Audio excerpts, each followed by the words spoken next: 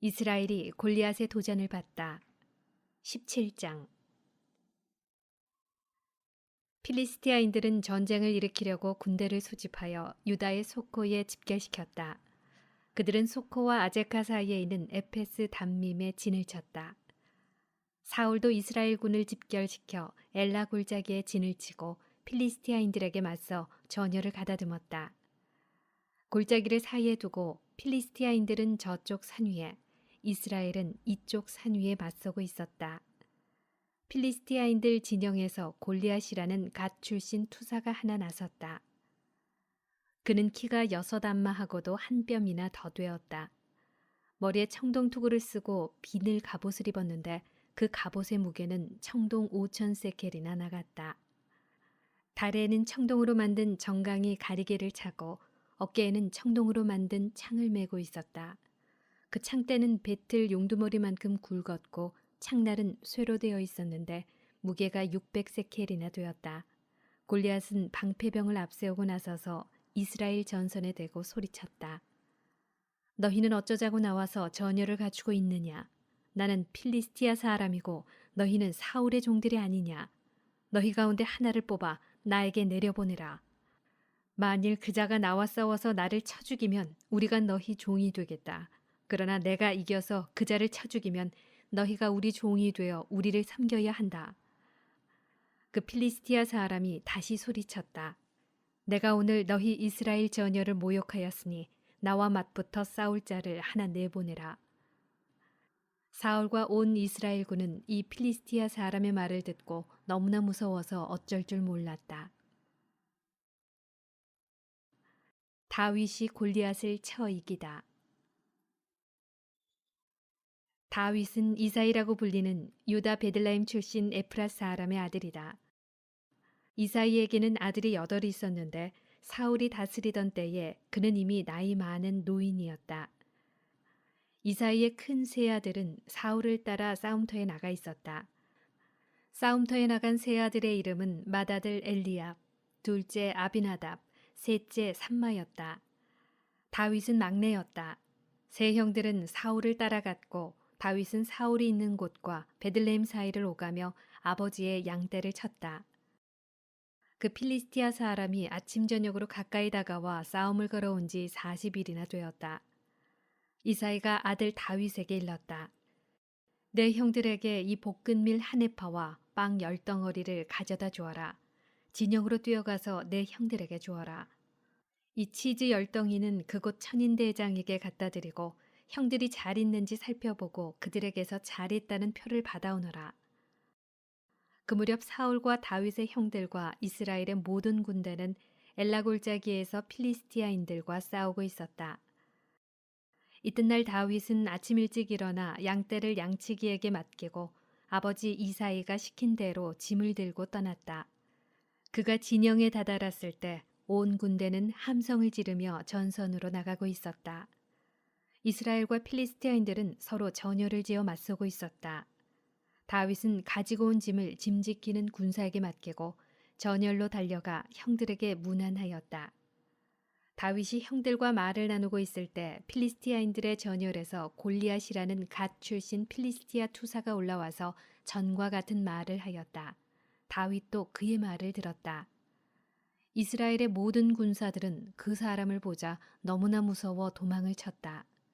이스라엘 사람들이 말하였다. 자네들도 저기 올라가는 저자를 보았겠지. 또 올라와서 이스라엘을 모욕하고 있네. 임금님께서는 저자를 쳐 죽이는 사람에게 많은 재산뿐만 아니라 공주님도 주시고 이스라엘 안에서 그의 집안을 자유롭게 만들어 주실 거야. 다윗이 옆에 서 있는 사람들에게 물었다. 저 필리스티아 사람을 쳐 죽여 이스라엘에서 치욕을 씻어주는 사람에게 어떻게 해준다고요? 할례도 받지 않은 저 필리스티아 사람이 도대체 누구이기에 살아계신 하느님의 전열을 모욕한단 말입니까?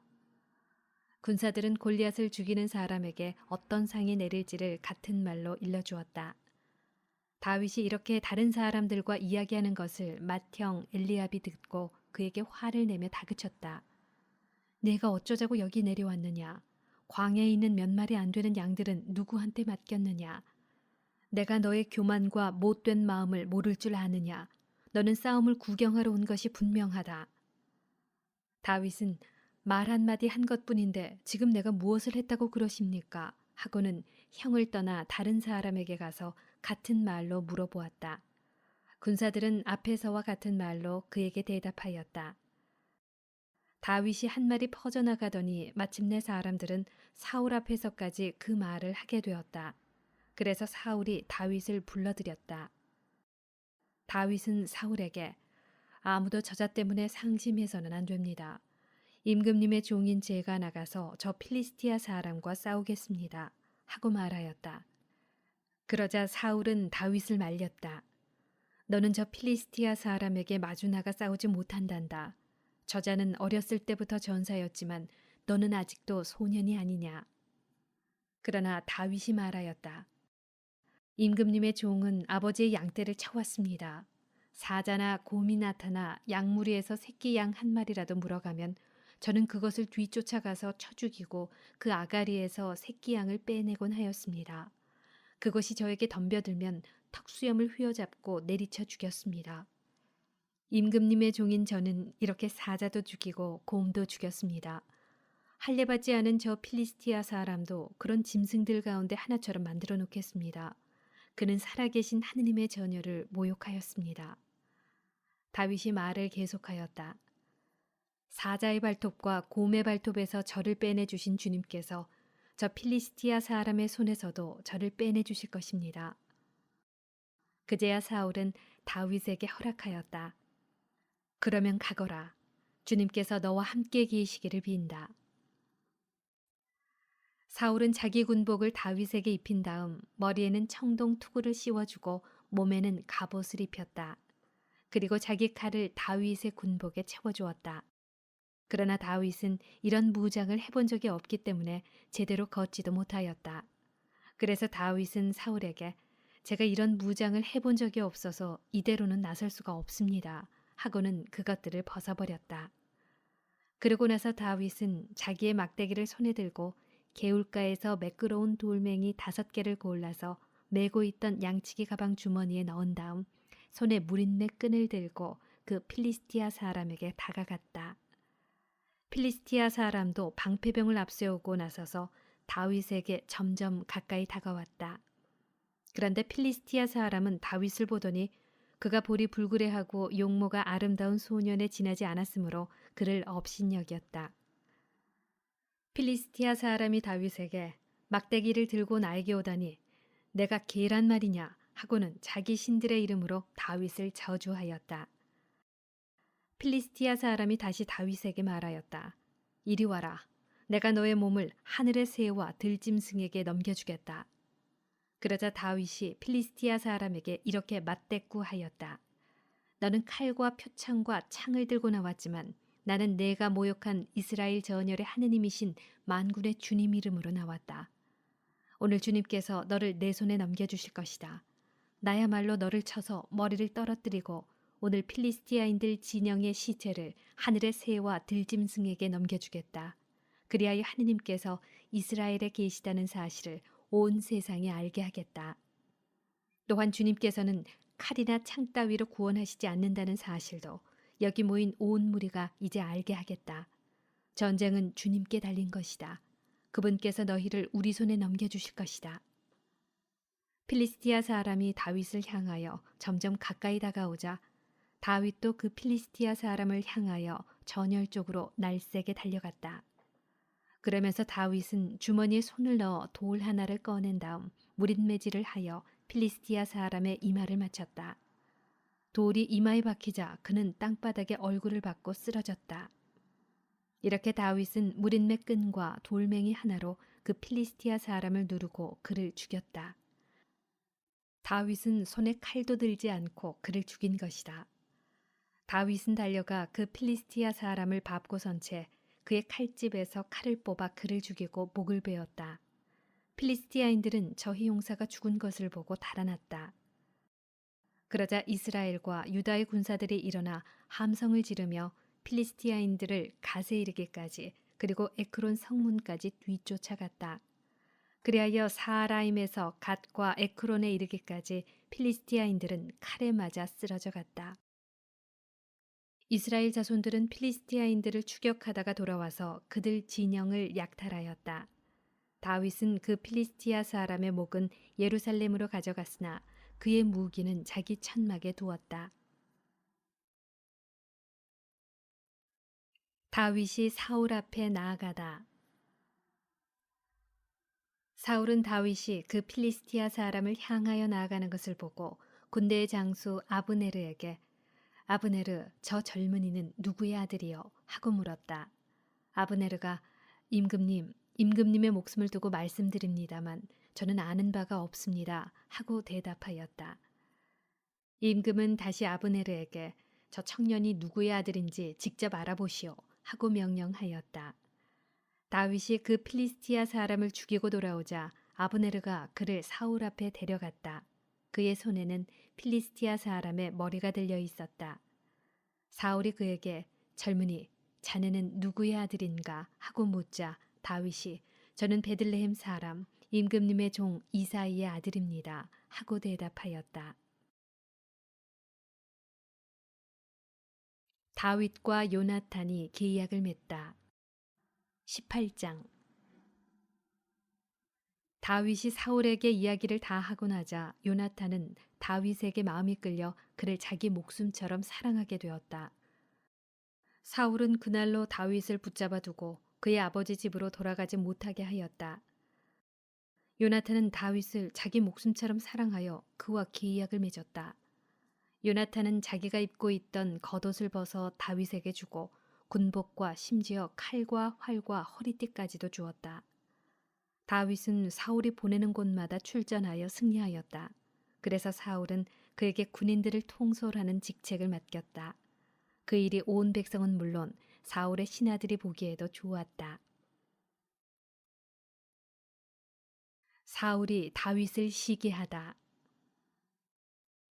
다윗이 그 필리스티아 사람을 쳐 죽이고 군대와 함께 돌아오자 이스라엘 모든 성읍에서 여인들이 나와 손북을 치고 환성을 올리며 악기에 맞추어 노래하고 춤추면서 사울 임금을 맞았다. 여인들은 흥겹게 노래를 주고받았다. 사울은 수천을 치시고 다윗은 수만을 치셨다네. 사울은 이 말에 몹시 화가 나고 속이 상하여 이렇게 말하였다. 다윗에게는 수만 명을 돌리고 나에게는 수천 명을 돌리니 이제 왕권 말고는 더 돌아갈 것이 없겠구나. 그날부터 사울은 다윗을 시기하게 되었다. 사울이 다윗을 죽이려 하다. 이튿날 하느님께서 보내신 악령이 사울에게 들이닥쳐 그가 집안에서 발작을 일으키자 다윗이 여느 날처럼 비파를 탔다. 이때 마침 사울은 손에 창을 들고 있었다. 사울은 다윗을 벽에 박아버리겠다고 생각하면서 창을 던졌다.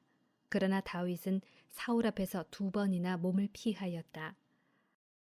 사울은 주님께서 다윗과 함께 계시며 자기에게서 돌아서셨기 때문에 다윗을 두려워하였다. 사울은 그를 천인대장으로 임명하여 자기에게서 떠나보냈다. 다윗은 군대 앞에 서서 출전하곤 하였다. 주님께서 다윗과 함께 계셨으므로 그는 가는 곳마다 승리하였다. 사울은 다윗이 크게 승리하는 것을 보고 그에게 두려움을 느꼈다. 그러나 온 이스라엘과 유다는 다윗을 좋아하였다. 그들 앞에 서서 출전하는 이가 바로 그였기 때문이다. 다윗이 사울의 사위가 되다. 사울은 다윗에게 자, 내 맏딸 메랍을 아내로 줄 터이니 오로지 너는 나의 용사가 되어 주님의 전쟁을 치러다오 하고 말하였다. 사울은 내 손으로 그를 치지 않고 필리스티아인들 손으로 그를 쳐야겠다고 생각하였던 것이다. 그러나 다윗은 사울에게 제가 누구이며 이스라엘에서 제 아버지의 씨족이 무엇이기에 감히 임금님의 사위가 되겠습니까? 하고 사양하였다. 그런데 사울은 자기 딸 메랍을 다윗에게 주기로 한 때가 되자 무홀라 사람 아드레엘에게 아내로 주어버렸다. 한편 사울의 다른 딸 미칼은 다윗을 사랑하고 있었다. 누군가 이를 사울에게 알리자 사울은 그것을 잘된 일로 보고서 이런 궁리를 하였다. 그 애를 다윗에게 아내로 주어야겠다. 그래서 그 애를 미끼 삼아 필리스티아인들의 손으로 그를 치게 해야지. 사울은 다윗에게 다시 말하였다. 오늘 내 사위가 되어주게. 그러고는 신하들에게 명령하였다. 다윗에게 넌지시 당신은 임금님 마음에 드셨을 뿐 아니라 그분의 신하들도 모두 당신을 사랑하니 어서 그분의 사위가 되시지요 하고 귀띔해 주어라. 사울의 신하들이 이 말을 다윗의 귀에 전하자 다윗은 나처럼 가난하고 천한 몸으로 임금님의 사위가 되는 것이 여러분에게는 그렇게 쉬운 일로 보입니까? 하고 말하였다. 신하들은 다윗이 한 말을 사울에게 그대로 전하였다. 사울이 다시 분부하였다. 다윗에게 가서 임금님께서는 혼인 예물로 필리스티아인들의 포피 100개 말고는 아무것도 바라시지 않습니다. 그것으로 임금님의 원수를 갚고자 하십니다. 하고 전하여라. 사울은 필리스티아인들의 손으로 그를 죽일 생각이었던 것이다. 신하들이 이 말을 다윗에게 전하였다. 다윗은 임금의 사위가 되는 것을 잘된 일로 보고서 기간이 다 차기 전에 부하들을 이끌고 나갔다. 다윗은 임금의 사위가 되려고 필리스티아인들을 200명이나 쳐 죽이고 그 포피를 모두 거두어 임금에게 바쳤다. 그러자 사울도 자기 딸 미칼을 다윗에게 아내로 내주었다. 사울은 주님께서 다윗과 함께 계시고 자기 딸 미칼마저 그를 사랑한다는 것을 보아 알고서는 다윗이 점점 더 두려워져 평생 그와 원수가 되었다. 그 무렵 필리스티아인들의 제후들이 싸우러 나왔지만 그들이 나올 때마다 다윗은 사울의 어느 신하보다도 큰 승리를 거두어 아주 큰 명성을 얻었다. 요나탄이 다윗을 감싸주다. 19장. 사울의 아들 요나탄과 모든 신하에게 다윗을 죽이겠다는 이야기를 하였다. 그러나 사울의 아들 요나탄은 다윗을 무척 좋아하였기 때문에 이를 다윗에게 알려주었다. 나의 아버지 사울께서 자네를 죽이려고 하시니 내일 아침에 조심하게 피신처에 머무르면서 몸을 숨겨야 하네. 그러면 나는 자네가 숨어있는 들판으로 나가 아버지 곁에 서서 자네에 관하여 이야기를 나누겠네. 그러다가 무슨 낌새라도 보이면 자네에게 알려주지. 요나탄은 아버지 사울에게 다윗을 좋게 이야기하면서 이렇게 말하였다. 임금님, 임금님의 신하 다윗에게 죄를 지어서는 안 됩니다. 다윗은 임금님께 죄를 지은 적이 없고 그가 한 일은 임금님께 큰 도움이 되었습니다. 그는 목숨을 걸고 그 필리스티아 사람을 쳐 죽였고 주님께서는 온 이스라엘에게 큰 승리를 안겨주셨습니다. 임금님께서도 그것을 보시고 기뻐하셨습니다. 그런데 어찌하여 임금님께서는 공연히 다윗을 죽이시어 죄 없는 피를 흘려 죄를 지으려고 하십니까? 사울은 요나탄의 말을 듣고 주님께서 살아계시는 한 다윗을 결코 죽이지 않겠다 하고 맹세하였다. 요나탄은 다윗을 불러 이 모든 일을 일러주었다. 그러고 나서 다윗을 사울에게 데리고 들어가 전처럼 그 앞에서 지내게 하였다. 다윗이 죽을 고비를 넘기다. 다시 전쟁이 일어나자 다윗은 싸움터로 나가서 필리스티아인들과 싸웠다. 다윗이 필리스티아인들을 크게 무찌르니 그 앞에서 그들이 도망쳤다. 주님께서 보내신 악령이 사울에게 내려왔다. 그때 사울은 궁궐에서 창을 손에 들고 앉아 있었으며 다윗은 비파를 타고 있었다. 사울이 창으로 다윗을 벽에 박으려고 하였으나 다윗이 사울 앞에서 몸을 피하는 바람에 창이 벽에 꽂혔다. 다윗은 도망쳐 목숨을 건졌다. 그날 밤 사울은 전령들을 다윗의 집으로 보내며 지키고 있다가 아침에 죽이라고 하였다. 그러나 다윗의 아내 미칼이 남편에게 오늘 밤 당신의 목숨을 건지지 않으면 내일은 죽게 될 것입니다. 하고 일러주었다. 미칼이 다윗을 창문으로 내려보내니 다윗은 달아나 목숨을 건졌다. 미칼은 수호신을 가져다가 침상에 누이고 염소털로 짠 망으로 머리를 씌운 다음 옷으로 덮어 놓았다. 사울이 다윗을 잡으려고 전령들을 보냈을 때 미칼은 남편이 아파 누워 있습니다. 하고 말하였다. 사울은 다윗을 직접 확인하라고 다시 전령들을 보내면서 말하였다. 다윗을 침상째 들고 오너라. 내가 죽여버리겠다. 전령들이 들어가 보니 침상에는 염소 털로 짠 망으로 머리를 씌운 수호신이 누워 있었다.